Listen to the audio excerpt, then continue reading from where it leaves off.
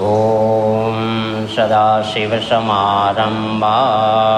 शङ्कराचार्यमध्यमाम् अस्मदाचार्यपर्यन्तां वन्दे गुरुपरम्पराम्।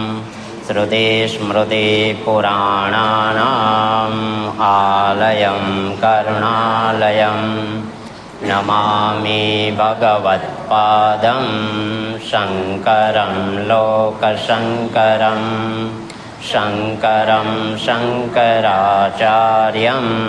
केशवं बादरायणं सूत्रभाष्य कृतौ वन्दे भगवन्तौ पुनः पुनः। ईश्वरो गुरुरात्मेति मूर्तिभेदविभागिने व्योमवद्व्याप्तदेहाय दक्षिणामूर्तये नमः।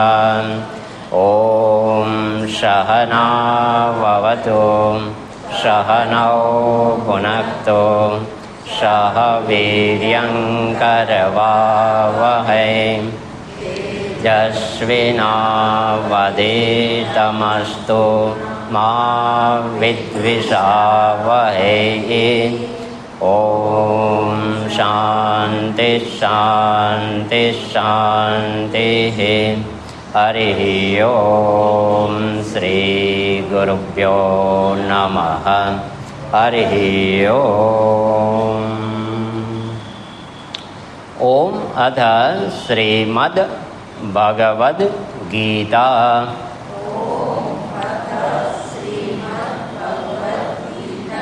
अथ ध्यानम्। ॐ पार्थाय प्रतिबोधितां भगवता नारायणेन स्वयं व्यासेन ग्रथितां पुराणमुनिना मध्ये महाभारतम्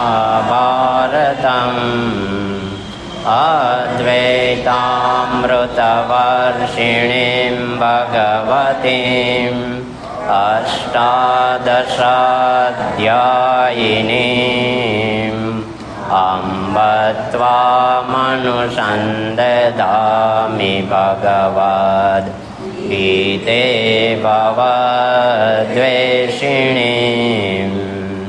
नमो रुद्रमरुतः स्तुन्वन्ति दिव्यैस्तवैः वेदैशाङ्गपदक्रमोपनिषदैः गायन्ति यं सामगाः ध्यानावस्थिततद्गतेन मनसा पश्यन्ति यं योगिनः यस्यान्तं न विदुषुरासुरगणाः। देवाय तस्मै नमः। देवाय तस्मै नमः। ॐ श्री परमात्मने नमः।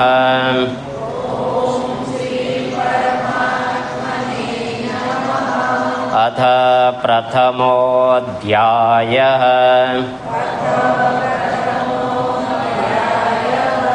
अर्जुन विषादयोग। धृतराष्ट्र उवाच धर्मक्षेत्रे कुरुक्षेत्रे समवेतायुयोत्सवः मामकाः पाण्डवाश्चैव किमकुर्वत सञ्जय।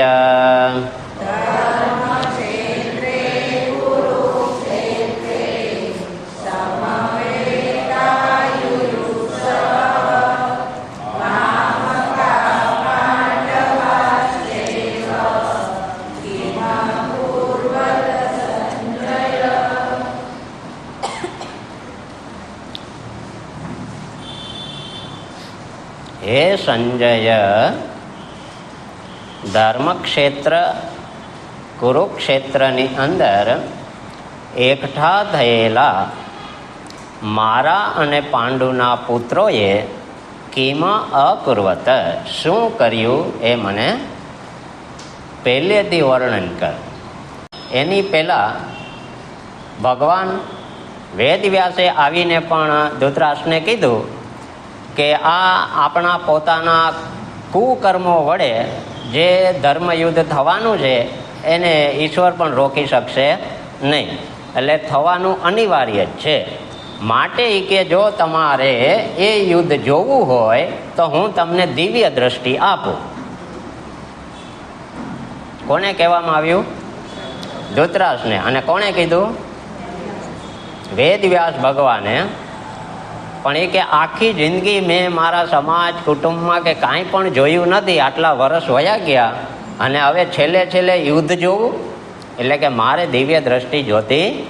પણ એ કે હા, પાછાવાળી ભગવાનને કહે છે વેદવ્યાસને કે હા, પણ યુદ્ધ કેવી રીતે કરે છે ને એ મારે સાંભળવું છે.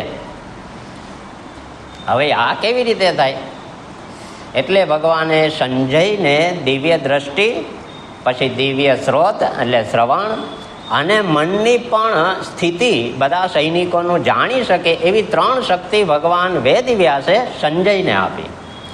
કે જ્યારે આ તમને પૂછે ત્યારે તમે એનું વર્ણન કરી અને જણાવી શકશો. તો પહેલા અધ્યાયની અંદર, પહેલા જ શ્લોકની અંદર, પહેલા જ વક્તા જે છે એણે ઘસી ના પાડી દીધી કે મારે કાંઈ જરૂર નથી. પણ પાછી વળી ઈચ્છા થઈ કે જરાક સાંભળવું તો છે જ. એમ આપણે એમ કહીએ કે ભાઈ આપણા જીવનના કલ્યાણનું કામ છે, આ મોક્ષનું કામ છે, કે આ ધર્મનું કામ છે, કે આપણા ઉદ્ધારનું કામ છે. તો કે ભાઈ અમારે કાંઈ ઉધાર બુધાર કરવું, કારણ કે ઉધાર લઈને જ હાલે છે બધું. તો કે અમારે ઉધાર કરવું નથી. એટલે હવે અહીંયા ધૃતરાષ્ટ્ર જે છે એનો શબ્દનો અર્થ છે ધૃતમ એન સહ રાષ્ટ્ર ઇતિ ધૃતરાષ્ટ્ર, કે જેણે પોતાનું નહોતું અને પચાવી પાડ્યું છે. એટલે શરૂઆત જ અધર્મથી થઈ છે, એટલે હવે દેવી સંપત્તિ તો છે નહીં, એટલે એની અંદર આવ્યા વિવેકના વિચારો ક્યારેય ઉત્પન્ન થાય નહીં.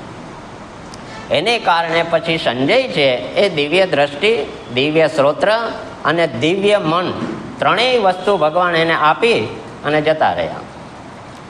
પણ હવે થયું એવું, આપણે જ્યારે શ્રીમદ ભગવદ્ ગીતા ભણીએ છીએ, ત્યારે આપણે એનો પાઠ કરીએ છીએ, ત્યારે એનું પ્રારંભિક જે વસ્તુ જે છે કે ભાઈ ચાલો કે ભાઈ દાખલા તરીકે આપણે એનું પારાયણ કરીએ ને 700 શ્લોકનું 18 અધ્યાયનું, તો મિનિમમ 3.5 થી 4 કલાક થાય વ્યવસ્થિત કરીએ તો.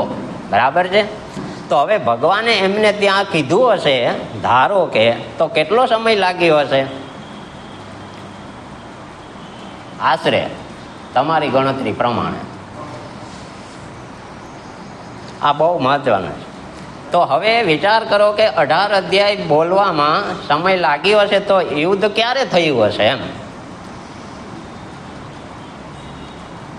સમજાણું કે નહીં? તો આપણે જ્યારે ગીતા વાંચીએ છીએ ત્યારે આપણને આ વિષય જે છે કે આ યુદ્ધ ક્યારે થયું, ભગવાને તો ગીતા ક્યારે કીધી? તો ગીતા સાંભળી એટલી વાર યુદ્ધ ઊભું રહી ગયું હતું કે શું? એટલે મહત્વની બાબત ત્યાં એ છે કે યુદ્ધ તો નિશ્ચિત સમયે શરૂ થઈ ગયું હતું, પણ ધૃતરાષ્ટ્રને કાંઈ સાંભળવાની ઈચ્છા હતી નહીં, કાંઈ જોવાની ઈચ્છા હતી નહીં. એટલે સંજયને જ્યાં સુધી પૂછે નહીં ત્યાં સુધી સંજય જવાબ આપે નહીં.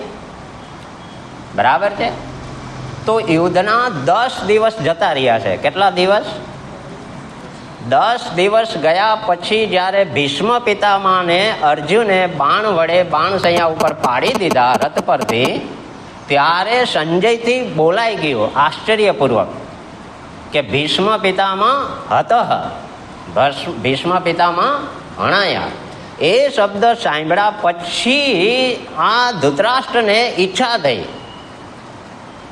કે જો ભીષ્મ પિતામાં હણાયા હોય આ યુદ્ધની અંદર, તો એનો અર્થ એમ થયો કે અમારા પક્ષે હવે યુદ્ધ જીતવાના કોઈ ચાન્સ રહ્યા નથી. એટલે હવે આવ્યો કે તો પહેલે દિવસથી આજના 10મા દિવસ સુધીમાં યુદ્ધ કોણે કેવી રીતે કર્યું એ એને સાંભળવાની ઈચ્છા હવે થઈ. કેટલામાં દિવસે? એમ આપણે ઘણા કહેતા હોય હાલો ને રામદાસ આશ્રમમાં સત્સંગ કરવા, હાલો ને કોઈ આશ્રમમાં શિબિર કરવા. ના જ આવે. શું કામ?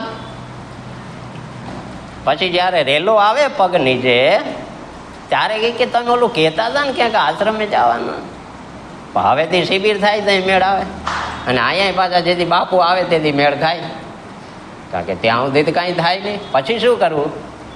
પછી એ જે સમયે કટોકટીના સમયે જે નિર્ણય લેવાનો હોય છે ત્યારે પછી એ સમયે આપણી પાસે આ વિવેક હોતો નથી. એટલે આ 10 દિવસ જતા રહ્યા ત્યાર પછી પૂછે છે, એટલે હવે સંજય જે છે એ પહેલા દિવસથી પાછા વર્ણન કરે છે.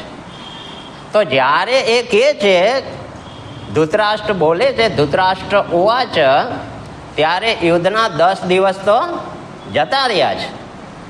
નંબર 1, 10મા દિવસે જ્યારે સંજયને પૂછ્યું કે તું મને પહેલેથી કે ભાઈ પહેલે દિવસથી યુદ્ધમાં જ્યારે ભેગા થયા હતા ધર્મક્ષેત્ર કુરુક્ષેત્રમાં, તો બંને સેના ભેગી થઈ અને બંનેએ શું શું કર્યું એ મને પહેલેથી વર્ણન કર પદ્ધતિસર. એટલે હવે સંજય જે છે પહેલે દિવસે જે યુદ્ધ ચાલુ થયું ત્યાંથી વર્ણન કરે છે આજે 10મે દિવસે. તો હવે વિચાર કરો કે 10 દિવસની સ્ટોરી સંજયે ધૃતરાષ્ટ્રને સમજાવવાની છે. આ બરાબર વિચારવાનું. હવે એમાં 10મે દિવસે યુદ્ધ ચાલે છે તો એનો અર્થ એમ કે ભગવદ્ ગીતા તો કેવાય ગઈ. 10 દિવસ સુધી સેનાપતિ તરીકે કોણ હતું? ભીષ્મ પિતામહ. હવે એ પડી ગયા. એટલે હવે યુદ્ધ ક્ષેત્રની અંદર મૂળ મેન સેનાપતિ યોદ્ધા જતા રહ્યા. એટલે પ્રશ્ન ઊભો થયો કે હવે શું? એટલે 10મે દિવસે આમણે પ્રશ્ન જાગ્યો કે હવે મારે શું કરવું એમ. એટલે હવે તું મને પહેલેથી સમજાવ. એટલે હવે એને સમજાવે છે કે ભાઈ પહેલે દિવસે આ બંને સેના ભેગી થઈ ત્યારે શું શું ચર્ચા થઈ એ વર્ણન હવે અત્યારે 10મા દિવસે ચાલે છે, પહેલો દિવસ. સમજાણું કે નહીં? એટલે હવે યુદ્ધ તો ચાલુ છે, બરાબર. 10 દિવસ જતા રહ્યા છે અને અહીંયા હવે પહેલે દિવસનું વર્ણન છે. તો ભગવદ્ ગીતા જે છે એ અહીંયા અત્યારે રનિંગની અંદર જ્યારે સંજય છે એ ધૃતરાષ્ટ્રને સંભળાવે છે. 10 દિવસ વયા ગયા તો હવે 10 દિવસની સ્ટોરી યાદ કેમ રાખવી? એટલા જ માટે ભગવાન વેદ વ્યાસે એમને દિવ્ય દ્રષ્ટિ, દિવ્ય ચક્ષુ અને દિવ્ય શ્રોત્ર અને દિવ્ય મન ત્રણેય વસ્તુ એટલે આપી. કે એને ખબર છે કે આ ગમે તો અહીંયા પૂછશે. અને હવે જો એમણે એવું થયું હોય તો શું સંજય કાંઈ ભૂલી નહીં ગયા હોય? પ્રશ્ન 1. નંબર 2 કે ભગવાન અને અર્જુન વચ્ચે જે કોઈ વાતચીત થઈ હશે એમાં ઘણી વાત ભૂલાઈ પણ ગઈ હોય ને, પણ કે છે કે નહીં. કેમ કે એ દીર્ઘ દ્રષ્ટા પણ હતા, જ્ઞાની પણ હતા અને ચક્ષુને બધું ભગવાને એક્સ્ટ્રા આપ્યું હતું, એટલે એની અંદર કોઈ ખામી હતી નહીં. તો પછી આ યુદ્ધ પૂરું થયું તો ત્યારે ભગવાને કાંઈ ગીતા આપણે જેમ અત્યારે ગાઈએ છીએ શ્લોકબંધ એવી કાંઈ અર્જુન સામે ગાઈ નહોતી. એમને તો ખાલી એના પ્રશ્નોના ઉત્તર રૂપે ચર્ચા કરી હતી. તો આપણી પાસે આ શ્લોકબદ્ધ કેવી રીતે પહોંચી? તો યુદ્ધ પૂરું થયા પછી 30 વર્ષે ભગવાન વેદ વ્યાસે એને શ્લોકબદ્ધ ગૂંથી. કારણ કે ત્યાં તો બોલાઈ ગયું, યુદ્ધ ચાલુ છે, હવે એવટાણે કોણ વ્યવસ્થા કરે? એટલે 30 વર્ષ પછી એ ભગવાન વેદ વ્યાસે એમણે શ્લોકબદ્ધ ગૂંથી અને એક શાસ્ત્ર તરીકે આપણી સામે રજૂ થયું. ભગવાનના એ ટીટી જે તે ત્યાં યુદ્ધ વચ્ચે અર્જુનને સમજાવવા શબ્દ બોલ્યા હતા એની શબ્દો અત્યારે આપણી સામે છે. એટલે અત્યારે હવે આ જે બધા શબ્દો છે સાક્ષાત ભગવાન શ્રી કૃષ્ણનું વાંગમય સ્વરૂપ છે. એટલે આપણી સામે અત્યારે ભગવાન છે એ બોલી રહ્યા છે. કોને કહી રહ્યા છે? હા વાંધો છે. એટલે આપણે એમ જ લાગે કે ભગવાન અર્જુનને કહે છે, વાંધો જ ત્યાં પડે છે. સમજાણું કે નહીં? તો જ્યારે આપણે અર્જુન બની જઈએ તો આ શબ્દો મને તત્કાલ ફલ આપે, પણ જ્યાં સુધી આ શબ્દો ભગવાનના છે ને અર્જુનને કહે છે એવું જ્યાં સુધી હું વાંચું ત્યાં સુધી મને ફલ આપે. એટલે હવે મારા માટે છે. બરાબર સમજાણું કે નહીં? તો હવે અહીંયા આપણે અત્યારે જે ભણી રહ્યા છીએ એની અંદર કોનો સંવાદ છે? હવે આ બહુ મહત્વનું છે. તો જન્મેજય અને વૈશંપાયન આ ચર્ચા કરે છે. કોણ? જન્મેજય અને વૈશંપાયન આ બંનેની ચર્ચા છે.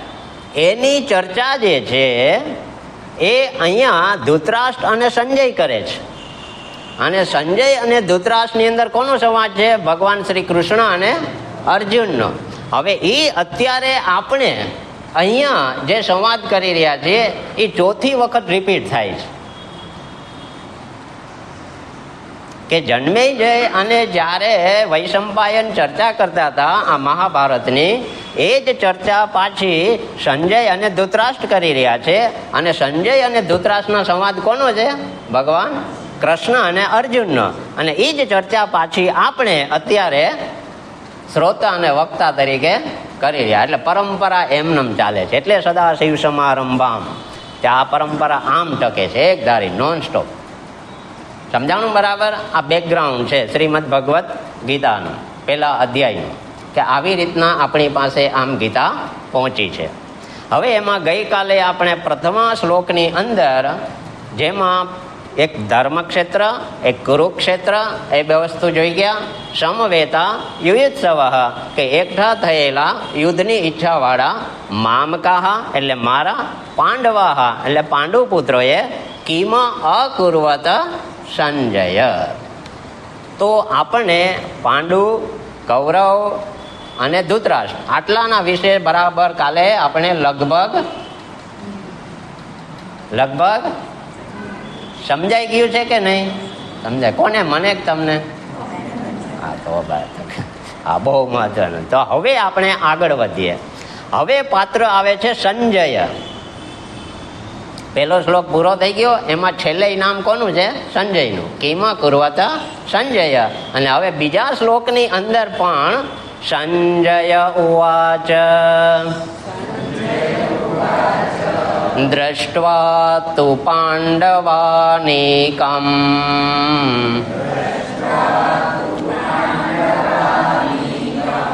વ્યુઢં દુર્યોધનસ્તદા આચાર્યમુપસંગમ્ય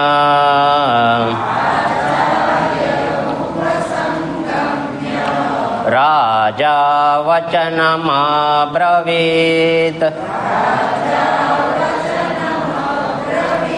દૃષ્ટ્વા તુ પાંડવાનીકમ વ્યુઢં દુર્યોધનસ્તદા આચાર્યમુપસંગમ્ય રાજા વચનમબ્રવીત.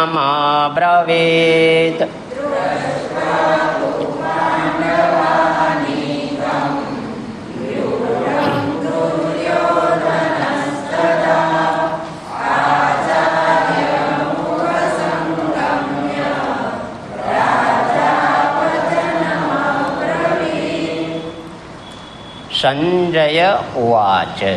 હવે સંજય બોલે છે. તો હવે સંજય કોણ છે? તો ગવલગણ મુનિના એ સુતપુત્ર છે સંજય. સંજયનો જન્મ ગવલગણ જે છે સુત, એમનાથી ઉત્પન્ન થયેલા છે. એનું નામ છે સંજય. હવે આ સંજય જે છે એ અત્યારે ધૃતરાષ્ટ્રના મંત્રી અને સારથી બંને છે. અને એક તો એ જ્ઞાની છે, ધર્મનિષ્ઠ છે, અને સાથે સાથે મંત્રી હોવાથી રાજનીતિ પણ સારી એવી જાણે છે, પણ ધર્મના પક્ષે સ્પષ્ટ વક્તા છે. ધર્મના પક્ષે સ્પષ્ટ વક્તા હોવાથી સંજયને ધૃતરાષ્ટ્ર જે છે મંત્રી તરીકે અને સારથી તરીકે એટલા માટે હવે રાખે છે કે એ કોઈ પણ જાતના પક્ષપાત વિના જે સત્યવાદ છે મને કરવાના છે, એટલે એ અત્યારે એમની પાસે છે. તો એમણે પણ નીતિ નિયમ પ્રમાણે જ એમને અત્યારે ત્યાં રાખ્યા છે, મંત્રી તરીકે અને સારથી તરીકે. હવે એ સંજય જે છે એમની વ્યુત્પત્તિ છે સમ્યક જય, જેમણે પોતાના નંબર 1 રાગ અને દ્વેષ, પછી ઇન્દ્રિયો, કામ અને ક્રોધ આ વગેરે પર સારી રીતે જેણે વિજય મેળવેલો છે એનું નામ છે સંજય. સમ્યક જય. તો બારે તો જગતમાં તો યુદ્ધ કરો એટલે જય થાય, પણ અંદરના જે શત્રુઓ છે એનો જય કરવા માટે ઘણું બધું બળ જોઈએ, ઘણો બધો વિવેક જોઈએ, ઘણી બધી સમજણ જોઈએ, ઘણું બધું શાસ્ત્રનું જ્ઞાન પણ જોઈએ, ત્યારે અંદરના શત્રુઓને ઉપર આપણે કાબુ મેળવી શકીએ. તો હવે અહીંયા છે સંજય. તો સમ્યક જય કે એણે પોતાની 10 ઇન્દ્રિયો ઉપર સંપૂર્ણ કાબુ છે, જ્ઞાનેન્દ્રિય અને કર્મેન્દ્રિય. ત્યાર પછી એની અંદર રાગ, દ્વેષ, કામ, ક્રોધ, લોભ, મોહ વગેરે ઉપર પણ એમનો કાબુ છે. અને સાથે સાથે રાજનીતિની અંદર પણ નિપુણ છે બધી રીતે. તો આ સંજય જે છે એ હવે ધૃતરાષ્ટ્રને કહેવા માટે જ્યારે ધૃતરાષ્ટ્રે પૂછ્યું કે મામકાહ પાંડવાહ કિમ અકુર્વત, મારા અને પાંડુના પુત્રોએ શું કર્યું યુદ્ધના મેદાનમાં, તો એના શબ્દોને પરવારા સંજય સમજી ગયા કે શું કહેવા માગે છે. તો એને એમના પુત્ર પ્રત્યે કેવા હતા, પુત્રાસક્ત, પુત્ર મોહાંધ, પુત્રની અંદર એમને મોહ હતો, એટલે એનું પેલા પૂછે. એટલે હવે સંજય જે છે એ તો રાહ જ જોતો તો 10 દિવસ થયા કે ક્યારે પૂછે કે હવે શું થયું એમ, પણ પૂછ્યું જ નહીં. એમ આપણે ઘરના ક્યારે કે હાલો મારે સત્સંગમાં આવું છે, તો રોજ વિચાર કરતા હોય, હાથમાં બેગ ઉપાડે થાય કે હમણાં કે હું આવું, પણ ના આવે. એટલે સંજયે પણ વિવેક વાપરી અને સૌથી પહેલા એણે વાત કરી હતી કે ભાઈ મામકાહ, મારા પુત્રોએ શું કર્યું.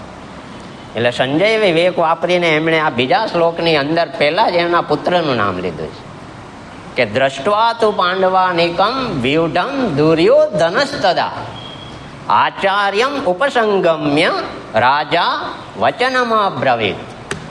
હવે ત્યાંય પાછી એણે એક શબ્દ એવો વાપર્યો કે આ જે છે એ રાજા શબ્દ વાપર્યો, દુર્યોધન માટે રાજા શબ્દ વાપર્યો. સમજાણું બરાબર? એટલે આ સંજય વિશે સમજી ગયા ને, સંજય પણ વિવેકપૂર્વક ત્યાં હવે ચર્ચા કરે, કારણ કે એને 10 દિવસનું વર્ણન કરવાનું, પણ સાંભળશે તો જ, જો એને ગમતી વાત કરવામાં આવશે તો. એટલે એને સૌથી પહેલા એના પુત્રોનું પૂછ્યું, એટલે એના પુત્રોની શરૂઆત કરી. તો સૌથી પહેલી શરૂઆતની અંદર એમણે દુર્યોધન વિશે કીધું, અને દુર્યોધનને પાછો રાજા સંબોધન આપ્યું. કોણે? સંજયે. અને વાસ્તવિકતા પણ સાચી છે, એ આપણે પણ અત્યારે જોઈ શકીએ છીએ, અને એ સમયની વાત પણ યોગ્ય છે. ધૃતરાષ્ટ્ર જે છે એ તો કેવા પૂરતા રાજા છે. કેવા રાજા છે? કેવા પૂરતા. સંપૂર્ણ રાજ્યનું સંચાલન કોણ કરે છે? દુર્યોધન. અને બીજું કે કૌરવ પક્ષની અંદર સૌથી શ્રેષ્ઠ હોય, મોટા, તો એ ધૃતરાષ્ટ્ર છે. એટલે રાજ્યનો હક એમનો હતો, પણ અંધ હોવાથી નાના પાંડુને રાજ્ય આપવામાં આવ્યું હતું. અને એવી જ રીતના અહીંયા પણ દુર્યોધન જે છે એ ભાઈઓમાં પાછો શ્રેષ્ઠ છે. એટલે ખરેખર રાજા તરીકે તો અધિકાર એનો છે વ્યવહારિક દ્રષ્ટિએ. એટલે પણ સંજયે કીધું કે આ તમારો પુત્ર જે છે એ કોણ છે? રાજા. એટલે થોડુંક તો એમ થાય ને કે વાહ, સારું કીધું. એટલે શરૂઆત એણે કરી કે આવી રીતના આ સંજયે સૌથી પહેલા ધૃતરાષ્ટ્રને શરૂઆત કરી પોતાના પુત્રથી. એટલે કે તમારી સેના વિશે તમે પૂછ્યું છે, એમાં ખાસ તમારા પુત્રો વિશે, તો સાંભળો. હવે નંબર 1 સૌથી પહેલા એમનું નામ છે દુર્યોધન. શબ્દ શું છે? દુર્યોધન. તો હવે ત્યાં દુર્યોધન જે છે, હવે એમનો જ્યારે જન્મ થયો ત્યારે એ ગધેડાની ઘોણે ભોંકતો હતો. શું કરતો હતો? એનો અવાજ સાંભળીને શિયાળા, કાગડા વગેરે જે આ નિશાચર પક્ષીઓ જે છે એ પણ સાથે સાથે ઘુવડ ને ચામાચીડિયા એ પણ અવાજ કરતા. એને કારણે ધૃતરાષ્ટ્રને કૃપાચાર્યે, ભીષ્મ પિતામહે બધાએ સમજાવ્યા કે આ પુત્ર જે છે એમના જે અત્યારે આ લક્ષણો બતાવે છે જન્મની સાથે એક આપણા કુળનો નાશ કરશે, માટે તમે દાખલા તરીકે 100 જે છે એમાંથી એક ઓછો સમજી આનો ત્યાગ કરો. આવું બધાએ વિવેક વાપરીને કીધું. સમજાણું બરાબર? તો પુત્રના મોહને કારણે એમણે એનો ત્યાગ કર્યો નહીં. ભવિષ્યવાણી તો કહેવાય ગઈ કે ભાઈ આ આપણા કૌરવ આખા વંશનો નાશ કરશે, માટે તમે એને ત્યજી દો. તો શાસ્ત્રમાં પણ એક નિયમ છે કે જો આપણું કુળ બચી જતું હોય તો એ કુળની અંદર એકને તમારે ત્યજવું જોઈએ. એક વ્યક્તિ એટલે કે આપણું કુટુંબ છે એની અંદર એક વ્યક્તિ જો આપણા કુટુંબનો નાશ કરતો હોય તો એ વ્યક્તિ ઉપર કંટ્રોલ કરવો જોઈએ. એન કેન પ્રકારે જેને સામ, દામ, દંડ અને ભેદ 4 નીતિ જે છે એ નીતિમાંથી કોઈ પણ નીતિ એમને રોકવા જોઈએ. કારણ કે પાછળ આખો સમાજનું નુકસાન થાય નહીં, આખા કુળનું નુકસાન થાય નહીં. પણ જો આખા ગામને બચાવવું હોય તો એક કુળનો પણ ત્યાગ કરવો પડે કે જો એ આખા ગામને નુકસાન પહોંચાડતું હોય તો એ કુળનો પણ ત્યાગ કરો શાસ્ત્રની નીતિ પ્રમાણે. ત્યાર પછી જો આખો દેશ બચતો હોય તો એક ગામનો પણ ત્યાગ કરવો શાસ્ત્રની નીતિ છે. અને જ્યારે જીવ જે છે એ પોતાના કલ્યાણ માટે નીકળે ત્યારે એને આખી પૃથ્વીનો ત્યાગ કરવાનું શાસ્ત્રમાં છૂટ આપી છે કે જો એને પોતાનું કલ્યાણ કરી લેવું હોય, પોતે બચી જતો હોય 84ના ચક્કરમાંથી, તો તેને આખી પૃથ્વીનો ત્યાગ કરવાની છૂટ આપી છે. એટલે આ નીતિ ધર્મ જે છે આપણા શાસ્ત્રોની અંદર સમજવાના છે. તો હવે અહીંયા તો આમણે કીધું કે ભાઈ તમે આ આપણા કુળનો નાશ કરશે માટે તમે એને ત્યજી દો. પણ પુત્રાંધ મોહાંધ છે ને, એટલે માત્ર ચર્મથી ચક્ષુથી જ અંધ નથી, ચર્મ ચક્ષુથી પણ બુદ્ધિ જે છે એનાથી પણ અત્યારે વિવેક વાપરી શકતા નથી. એટલા માટે હવે અહીંયા એમણે રાખ્યા એટલે એ દુર્યોધને શરૂઆત શું કરી? સૌથી પહેલા પાંડુને કેવી રીતે મારવા. તો નાનપણમાં જ્યારે ગુરુકુલમાં ભણતા હતા ત્યારથી જ એને વધારે પડતું ભીમસેન સાથે જ માથાકૂટ હતી. એટલે એને ખીરની અંદર ઝેર નાખી નદીમાં પધરાવી દીધા. ત્યાર પછી ભણી લીધું, બધું થઈ ગયું, એને ખબર છે કે હું મોટો છું પણ આ લોકોનું વર્ચસ્વ સમાજમાં સારું છે એટલે રાજ મને મળશે નહીં. એટલે હવે એને મારવા માટે અનેક પ્રયત્નો કર્યા. લાક્ષાગૃહમાં બાળવાનો પ્રયત્ન કર્યો પણ એમાંય સફળ થયા નહીં. અને ઉપરાંત એમણે આ ઇન્દ્રપ્રસ્થ એવું બનાવ્યું એનાથી તો એને વધારે પડતી ચિંતા થઈ પડી કે હવે મારે શું કરવું. એટલે એમણે જુગાર રમાડવા માટે ઘરે બોલાવ્યા. એની અંદર પણ આ લોકોને મામા શકુની દ્વારા છળકપટ કરીને જીતી અને આખું એમનું પોતાના 5 ભાઈઓ સહિત, દ્રૌપદી સહિત અને બધું રાજ્ય સહિત જીતી લીધું છળકપટ. પછી જ્યારે દ્રૌપદીની સાથે કહેવાય ને કે ભાઈ જે સમાજને છાજે ને એવું વર્તન કરવામાં આવ્યું, એમાંય રાજધર્મનો એટલું લાંછન લાગ્યું, એનાથી ગાંધારી જે છે એ ધૃતરાષ્ટ્રને કહે છે કે હવે જો તમે આને નહીં રોકો તો અત્યારે ને અત્યારે આપણું રાજ બળીને ભસ્મ થશે જો દ્રૌપદીના મોઢામાંથી સાપ નીકળી ગયો તો. એટલે મહેરબાની કરીને તમે દ્રૌપદીને પ્રસન્ન કરો, નકર જો એને સાપ દીધો તો આપણે કુળમાં કોઈ બચી શકશું. એટલે દ્રૌપદીને પ્રસન્ન કરવા ધૃતરાષ્ટ્રે જેટલું આ લોકો જુગારમાં હારી ગયા હતા, રાજ્ય, ધન, સંપત્તિ, ભાઈઓ, એ બધું દ્રૌપદીને કે હું તને પાછું આપું છું પણ તું સાપ આપતી. હવે એ દુર્યોધનથી સહન થયું. એટલે જેવા આ લોકો પાછા ગયા તો જેવા એ લોકોએ 3 થી 4 દિવસની અંદર પાછો વિચાર કર્યો કે હવે શું કરવું, એટલે એને ફરી પાછા જુગાર રમવા માટે પાછા બોલાયા. અને એ વખતે એને શરત એવી રાખી દુર્યોધને કે આ વખતે જે હારે એને 12 વર્ષ વનવાસ અને 1 વર્ષનો અજ્ઞાતવાસ. હવે એની અંદર પણ મામા શકુની દ્વારા એમણે છળ કપટ કરી અને આ લોકોને હરાવી દીધા. હરાવી દીધા પછી આ લોકો 12 વર્ષ વનવાસ માટે જતા રહ્યા. પણ હવે એને ખબર પડી કે હવે આ તો વનમાં છે, તો એને કારણે એમણે ગોધનની ગણતરી કરવાના બાને પણ એ લોકો ત્યાં એને મારવા માટે જંગલમાં ગયા. તો ત્યારે એમણે જાહેરાત નહોતી, ઘરે કઈ નહોતા ગયા, પણ સેના લઈને પહોંચી ગયા. પણ એમાં થયું એવું કે દુર્યોધન જે છે એ ત્યાં એક અપસરામાં કે ત્યાં જે રાજકન્યા હતી ને એની અંદર એ આસક્ત થયો. આસક્ત થયો એટલે પેલા લોકોએ એમણે બંદી બનાવી લીધો. બંદી બનાવ્યો એટલે એ અહીંયા યુધિષ્ઠિરને ખબર પડી. એટલે યુધિષ્ઠિરે એ લોકોને ત્યાં મોકલા કે ભાઈ આ દુર્યોધનને બંદી બનાવ્યા છે, તમે એને છોડાઈ આવો. એટલે હવે જ્યારે અર્જુન દ્વારા યુધિષ્ઠિર દ્વારા એ જ્યારે છૂટ્યો તો એને વધુ લાગી આવ્યું કે જેને મારવા આવ્યો તો એને તો છોડાવ્યા. એટલે અત્યારે વધારે પડતી ચિંતા થાય કે હવે શું કરવું. એટલે ત્યાંથી તો વિલામોએ પાછો આવ્યો. પણ પછી એ 12 વર્ષના વનવાસ સુધી એને કાંઈ વિચાર્યું નહીં. પછી 13મા વર્ષે જ્યારે અજ્ઞાતવાસ હતો ત્યારે એમણે 2 દિશામાં સેના મોકલી. ખબર પડી કે વિરાટનગરની અંદર કીચકનો વધ થયો, એનાથી એને ખબર પડી કે આ કીચકને ભીમ સિવાય કોઈ પહોંચી શકે એમ નહોતું. એટલે હવે અજ્ઞાતવાસમાં એ અહીંયા વિરાટનગરમાં જ છે, વિરાટ રાજાને ત્યાં જ. એટલે એમણે દક્ષિણ દિશામાં ને એક સેના મોકલી અને ઉત્તર દિશામાં પોતે ગયો કે જ્યાંથી એ લોકો આવશે પાછા.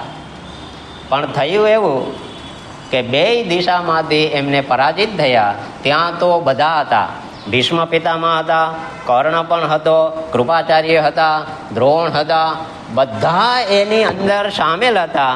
પણ આ અર્જુને એકલાએ બધાને સંબોધન કરી એના મુગુટ લઈ અને હરાવી દીધા. અહીંયા સુધી એને મહેનત કરી. શેના માટે? માત્ર જર જમીનને જોરું ત્રણેય જોજો આગે સે ચલી આતી હે.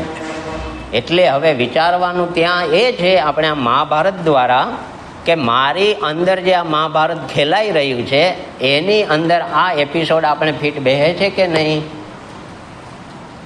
અત્યારે આપણું પણ મન છે એક નાના નાના સુખ માટે કે નાના નાના લાભ માટે ગમે તે આપણા મન પાસે આપણે કામ કરાવી લઈએ છીએ. એક નાનકડા લાભ માટે, તુચ્છ લાભ માટે, નાનકડો ફાયદો થતો હોય તો આપણે ગમે એવા ધર્મને છોડવા તૈયાર છે. એટલે હવે અહીંયા ભગવાન કહે છે કે જો આ પરિસ્થિતિ અત્યારે ત્યાં થઈ છે, ભલે રાજાની સ્થિતિ છે, આ તો ધર્મિષ્ઠો છે 5 એટલે વાંધો નથી, પણ કહેવાનો ભાવ અર્થ એટલો કે આજે તો આપણી પાસે કેટલી શક્તિ, આપણી પાસે દેવી શક્તિ કેટલી. એટલા માટે અહીંયા ભગવાન કહે છે કે આ દેવી શક્તિ વગર આપણું કામ થશે નહીં. એટલે જ્યારે આ આસુરી સંપત્તિ, દુર્યોધન શું છે, આસુરી સંપત્તિ જે છે એ તો હંમેશા કેવી હોય, સમૂહમાં હોય. એટલે કૌરવો કેટલા છે? 100 છે. પાંડવો તો એમ આપણી અંદર કામ, ક્રોધ, લોભ, મોહ, મત્સર, ઈર્ષા, અસૂયા, તારું, મારું, હું, તું, કહેતો તો કહેતી હતી, ગમો, અણગમો, રાગ, દ્વેષ, અહંતા, મમતા, આસક્તિ કેટલા છે? હવે એને રોકવા માટે માત્ર આપણી પાસે 4 જ વસ્તુ છે. આટલા બધાને રોકવા માટે 4 જ જણાવ્યું. આ તો 5 હતા, આપણી પાસે 4 જ છે. એક વિવેક, એક વૈરાગ્ય, એક 6 દેવી સંપત્તિ અને એક મુમુક્ષુતા. હવે આપણા બધા ઢીલા ઢપ છે. આપણી અંદર વિવેક માન હાલે, વિવેક એટલો હાલે કે ચમડી તૂટે પણ દમડી જાય, આટલો જ વિવેક હોય. વૈરાગ્ય તો કે બિલકુલ નહીં. વૈરાગ્ય કેવો છે આપણો? પેલા કેરીનો ભજે તો જોયો છે ને? બસ આપણો એવો વૈરાગ્ય છે કે ભલે હવે ગાયો ખાતી, એમ શું થાય, હવે ભલે ગાયો ખાતી, પણ ગાયો ઊંઘીને હોય છે કે આમાં રહેવા શું દીધું છે. ખ્યાલ છે ને, પેલા શેરડીના રસ કાઢતા હોય ને ચીચોડામાં, એ જે શેરડીનો સાંઠો હોય ને, એકવાર નાખી દે અને પછી જો ગાયને નાખે તો હજી ચૂસી શકે. ઓલો એકવાર નાખીને બાવડો વાળીને પાછો નાખે, 4 વડો કરીને પાછો નાખે, પછી પાછો નાખે, પછી કે હવે ભલે ગાયો ખાતી.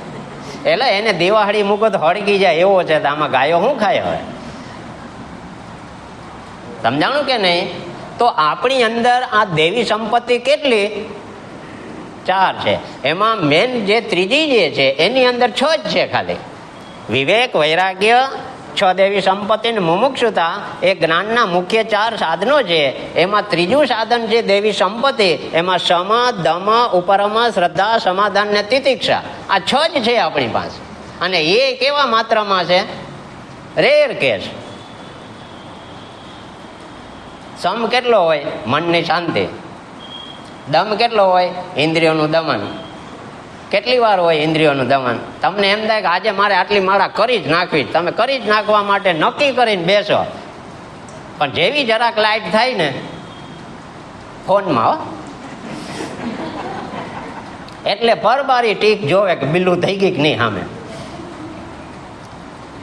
સમજાણું કે નહીં? એટલે ઇન્દ્રિયો ઉપર આપણો કોઈ કાબુ નથી. તો હવે શ્રદ્ધા કોની ઉપર?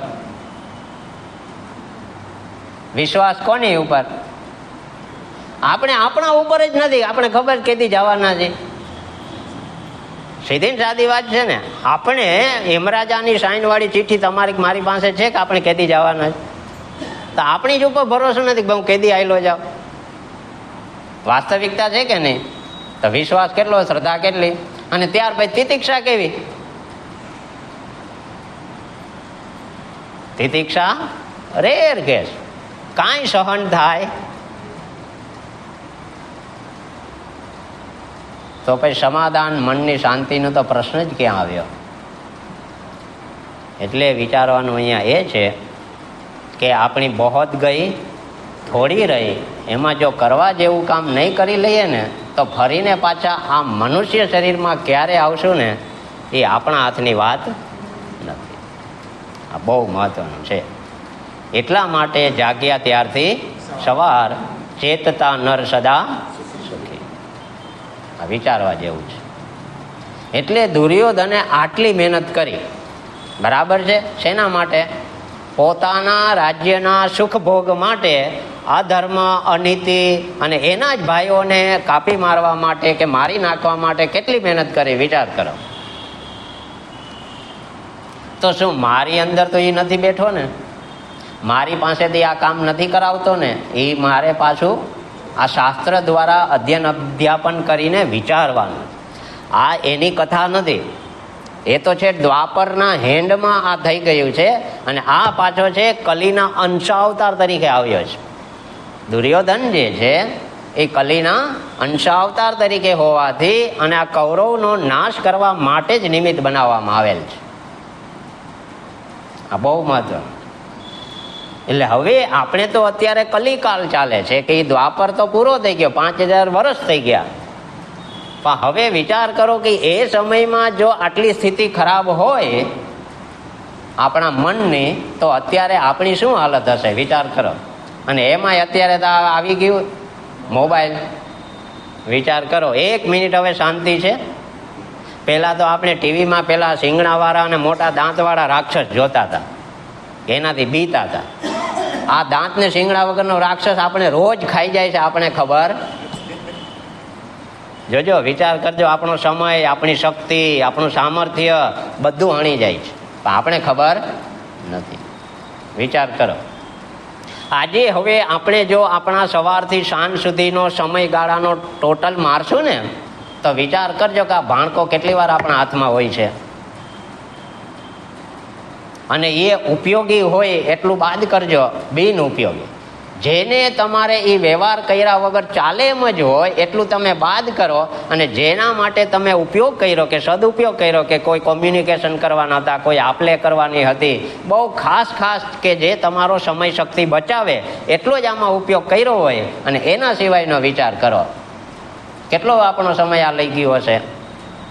માઇનસ પોઈન્ટ શેમાં આવશે વધારે? Plus point.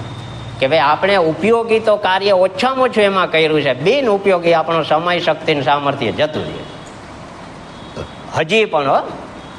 અને હવે તો આ લોકોને ખબર પડી ગઈ છે કે ભાઈ અત્યારે જીવની માંગ શું છે એ એને પૂરું પાડો, બીજું કાંઈ નથી. અને જ્યાં સુધી આપણને આ શાસ્ત્રનો વિવેક નહીં આવે ત્યાં સુધી વિજ્ઞાન છે એ આપણે રમાયડા જ રાખશે. વિજ્ઞાનનું કામ છે માત્ર ભૌતિક ઉન્નતિ કરવાનું અને શાસ્ત્રનું કામ છે આધ્યાત્મિક ઉન્નતિ કરવાનું. તો અત્યારે આપણી ભૌતિક ઉન્નતિનો કોઈ પાર નથી. હરવું ફરવું, ખાવું પીવું, મોજ મસ્તી કરવી, આપણી પાસે બધા સુખ સોગડના સાધનો છે, કયા નથી. પણ આધ્યાત્મિક આપણી ઉન્નતિ ભાગ્યે જ હોય છે. તો હવે આપણે વિચાર કરો કે આપણી અંદર કોના લક્ષણો છે? આસુરી એટલે દુર્યોધન છે કે ધૃતરાષ્ટ્ર છે, એની માત્રા આપણી અંદર વધુ છે. અને પાંડવો 5 જે છે એમાં આપણી પાસે 4 છે, એની માત્રા. હવે કોણ જીતે વિચાર કરો, કયો છે? તો સવારથી સાંજ સુધી આપણી અંદર આ મહાભારત ખેલાઈ રહ્યું છે. આપણે આ મહાભારત દ્વારા આપણી અંદર જે ચાલે છે ને મહાભારત, એનો કંટ્રોલ કરવાનો સમજીને. આ કથા વાર્તા કરવાની નથી. જે અંદર હાલે છે એ આની સાથે મેચ કરીને આપણે એનું સેટલમેન્ટ કરવાનું છે કે હવે હું મારી આસુરી સંપત્તિ પર દેવી સંપત્તિને વધારીને વિજય કેવી રીતે મેળવી શકું. તો આપણે આ શાસ્ત્રનું ફલ મળે. બાકી ગાઈ દઈએ, મોઢે યાદ હોય, બધુંય હોય, એનાથી કંઈ આપણા જીવનમાં પરિવર્તન નહીં આવી જાય. તમે આને ગોખી નાખો, એક સારું છે, પુણ્ય જમા થશે, પણ એની અંદર જે કહેવામાં આવેલું છે એ સમયમાં, એ દેશમાં, એ કાળમાં, એ પરિસ્થિતિમાં, એ અત્યારે એ દેશ પણ નથી, એ કાળ પણ નથી ને પરિસ્થિતિ પણ નથી. એટલે હવે અત્યારે વર્તમાનમાં જે દેશ કાળ પરિસ્થિતિ ચાલે છે એને અનુરૂપ એનો અર્થ લઈ અને જીવન જીવવાનું છે. એટલે બહુ વિચારીને આપણે શાસ્ત્રની અંદર ધીમે ધીમે પ્રવેશ કરીને આત્મસાત કરી અને એ પ્રકારે જીવવાનું છે. આ સાંભળવાનું નથી, લખવાનું નથી, વાંચવાનું નથી, એ તો એક ભાગ છે શેનો? આત્મસાત કરવા માટેનો. પણ મુખ્ય શું છે? હૃદયની અંદર એનો અર્થ પ્રગટ થવો જોઈએ.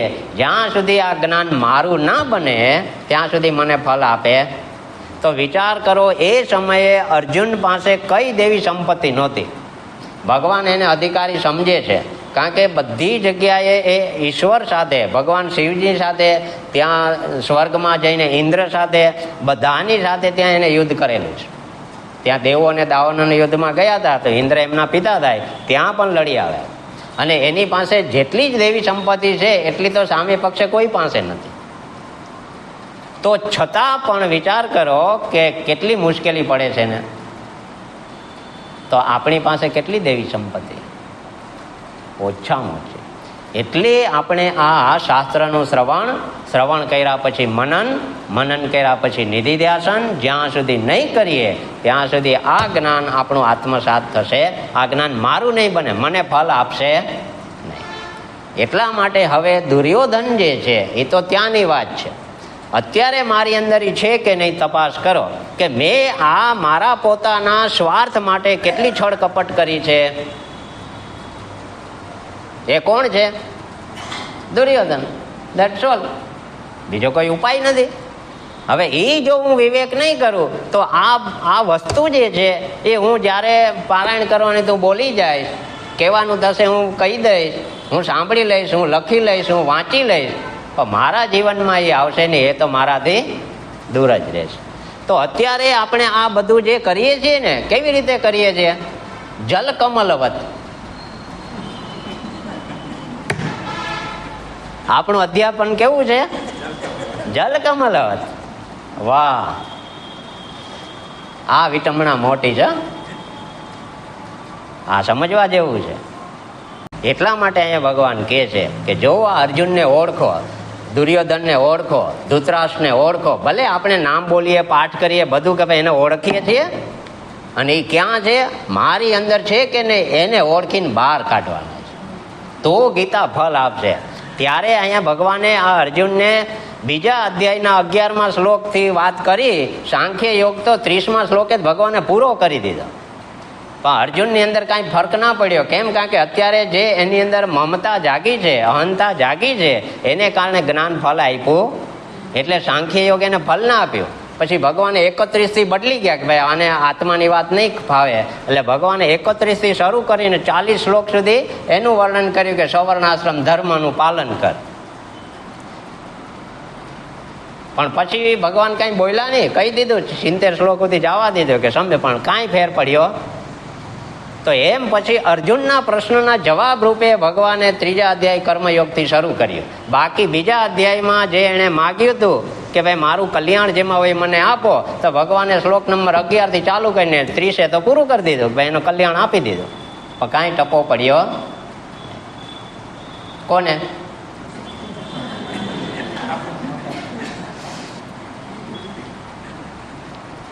સાચી સીધી જ વાત છે. સ્વાભાવિક છે. કેમ કે આપણે અત્યારે જ્યાં આવ્યા છીએ, અત્યારનો જે સમય છે એ ઋણાનુબંધ અને સમય બધું કામ તો કરે કે ના કરે, પણ શનૈહી શનૈ શનૈહી પંથા શનૈહી કંથા શનૈહી ધનમ શનૈહી વિદ્યા શનૈહી પર્વત લંઘનમ એતાની પંચાની શનૈહી શનૈહી આયાત. એટલે એવા ભગવાન કહે છે કે જો આ આસુરી સંપત્તિ ધીમે ધીમે કેમ પગ પેસારો કરી અને આજે ક્યાં સુધી આપણે પહોંચાડી દીધા છે, અને હજી નહીં જાગીએ તો જગાશે નહીં. એટલે અત્યારે પરિસ્થિતિ એવી વિષમ છે, પણ છતાં જો આપણે એલર્ટ ના રહ્યા અને શનૈહી શનૈ ધીમે ધીમે જો આપણે ચાલુ ના રાખી પ્રવૃત્તિ આધ્યાત્મિકને, તો આસુરી સંપત્તિ તૈયાર જ બેઠી છે. જો પાંડવો જરા પણ સામે ના લડે તો પેલા લોકો તો એને મારી નાખવા તૈયાર જ છે. આટલી વખત ગયા જંગલમાં, જો એ લોકોએ ના એની સામે વિરોધ કર્યો હોત તો કીધું ના પૂરા કરી દીધા હોત. તો એમ આપણી અંદર જે મારી અંદર કામ, ક્રોધ, લોભ, મોહ, મત્સર, ઈર્ષા બેઠા છે, એને જો મારે કંટ્રોલ કરવો હશે તો આ શ્રવણ મનન કરી અને આપણી અંદર દેવી સંપત્તિનો વધારો કરવો પડશે, વિવેક લાવવો પડશે, વૈરાગ્ય લાવવો પડશે, 6 દેવી સંપત્તિ લાવવી પડશે. એના વિના આ કામ, ક્રોધ છે એ કંટ્રોલ નહીં થાય. કેમ? કારણ કે એ જ મને ડિસ્ટર્બ કરે છે. આ મહાભારતનું યુદ્ધ મારી અંદર સવારે આંખ ખુલે, રાત્રે વિચાય ત્યાંથી મારી અંદર હાલે છે યુદ્ધ, નહીં કે ત્યાં. આપણે તો ત્યાંનું જ સમજીએ કે આપણે તો કાંઈ વાંધો નથી લે. એટલા માટે અહીંયા ભગવાન કે એટલે કે આ દુર્યોધનને ઓળખો. હવે એ દુર્યોધન છે એ હવે જો શું કરે છે, દ્રષ્ટવા તું પાંડવા નિકમ. હવે સંજય જે છે એ ધૃતરાષ્ટ્રને કહે છે, એટલે હવે અહીંયા કહે છે દ્રષ્ટવા તું પાંડવા નિકમ. જેવું દુર્યોધને પાંડવ સેના ગોઠવાયેલી જોઈ, તો હવે પાંડવ સેના કેટલી છે? 7 અક્ષોણી. અને જ્યારે કૌરવોની 11 અક્ષોણી સેના, પણ છતાં 11 અક્ષોણી સેના જે છે એ 11ની ગોઠવણી હોવા છતાં પણ દુર્યોધનને અત્યારે પાંડવોની 7 અક્ષોણી સેના મોટી લાગે છે. શું કામે? અધર્મ છે, અનીતિ છે. તો અધર્મ ને અનીતિ અંદર ભય જ હોય, શાંતિ હોય? જ્યારે દુર્યોધનની સામે જે છે પાંડવો, એને શાંતિ જ છે, એને જરાય ચિંતા નથી આ યુદ્ધ થવાનું છે, એને કોઈ ચિંતા છે. શું કામ? ધર્મના પક્ષે છે, એની અંદર ધર્મ છે, નીતિ છે. એને અધર્મ કે અનીતિ કરવી એટલે એને શાંતિ જ. ભલે જે સમય જે કરવું પડે એ કરશું. પણ આને ભય એ છે કે આપણે નહીં જીતીએ તો, કે આપણી સેના આવડી મોટી છે પણ અત્યારે એને ભય લાગે છે આ સેનાનો જે 7 અક્ષોણી છે એનો જ. શું કામ? એ અનીતિ ને અધર્મ. એ આપણને કહી રહ્યા છે કે આપણે જ્યારે જે કર્મ કરી રહ્યા હોય છે ત્યારે અધર્મ હોય છે, ત્યારે અંદરથી એકવાર ધક્કો તો આવે કે અધર્મ થાય છે, પાપ કર્મ થાય છે, પણ છતાંય આપણે આપણા સ્વાર્થને કારણે, આપણા સુખ બુદ્ધિને કારણે, આપણા અવિવેકને કારણે કૂદી પડીએ. શું થાય? કૂદી પડીએ. અને પછી એ કર્મ થઈ જાય અને પછી તમે ગમે એવો પસ્તાવો કરો, ગમે એવું તમે ચિંતા કરો, પણ એ કર્મનું ફલ છે એ ઊભું થઈ ગયું, એ ફલ આપ્યા વિના રહેશે. અને પછી પશ્ચાતાપ કરવાથી કોઈ ફલ છે. એટલે હવે સંજય આને કહે છે ધૃતરાષ્ટ્રને કે હવે તમે પશ્ચાતાપ કરો છો તો આટલું બધું જ્યારે અનીતિનો અધર્મ કર્યો ત્યારે તમે એને રોક્યો નહીં તો આજે આ નોબત આવત નહીં. જો તે દિવસે તમે એને રોકી લીધો હોત તો. એમ અત્યારે પણ જો મેં મારા પોતાની અંદર જે અધર્મની વૃત્તિ, જો પાપ કર્મની વૃત્તિ ઉત્પન્ન થાય, જો મેં એને ના રોકી તો એનું પરિણામ તો આવીને ઊભું જ રહેવાનું. અને કોણે ભોગવવાનું? મારે જ ભોગવવાનું. સીધી ને સાદી વાત છે ને કે નહીં? એટલે હવે ભગવાન સંજય જે છે એ ધૃતરાષ્ટ્રને કહે છે કે ભાઈ જ્યારે તમારે રોકવાના હતા ત્યારે તમે રોક્યા નહીં, હવે એનું ફલ આવીને ઊભું છે ને હવે કે એને રોકો, હવે રોકાય?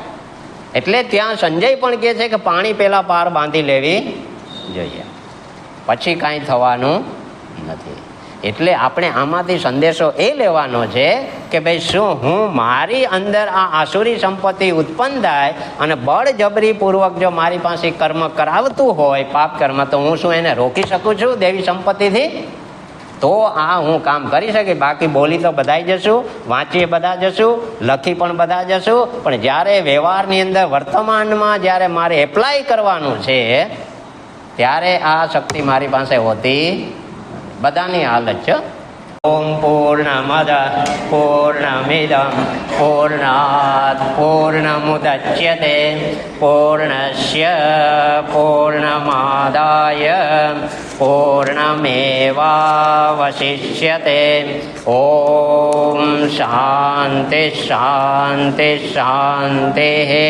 હરિ ઓમ શ્રી ગુરુભ્યો નમઃ. હરિ ઓમ.